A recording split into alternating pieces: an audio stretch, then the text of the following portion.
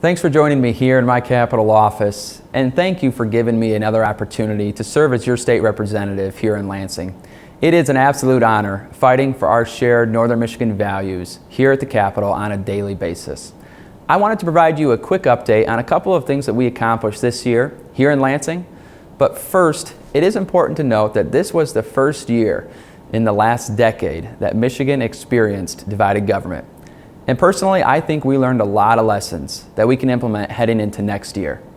Now, I believe that as Americans and Michiganders, we have far more that unites us than divides us.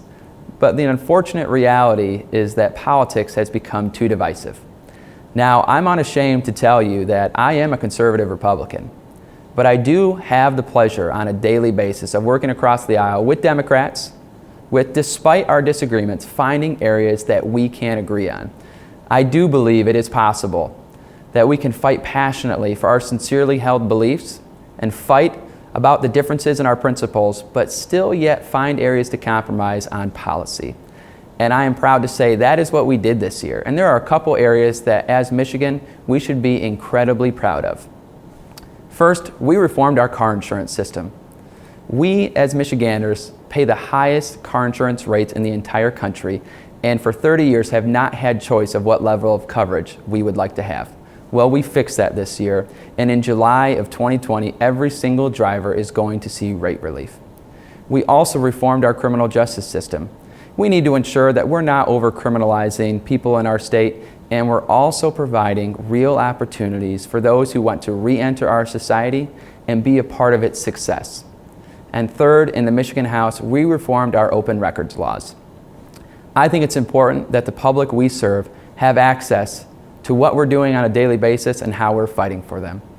And though we saw this year record funding for our public schools and our roads, there's still much more we can do next year to improve on both of those items, because neither should be partisan.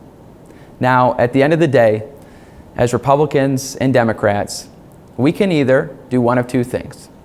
We can either share in the blame for nothing getting done in our state, or we can share in the credit for moving our state forward. Personally, I would much rather the latter. We have come too far in our state with our economy, with the availability of jobs, with low unemployment, to see a setback because of partisan fights. And something I have said since January, since my peers elected me to serve as Speaker of the House, I continue to say today. I care much more about the success of the state of Michigan than I do about seeing this administration and the other party fail. And I think that's an attitude that is lacking in Washington, D.C. that we need to see more of. We accomplished a lot this year, but there's still so much we can do in 2020.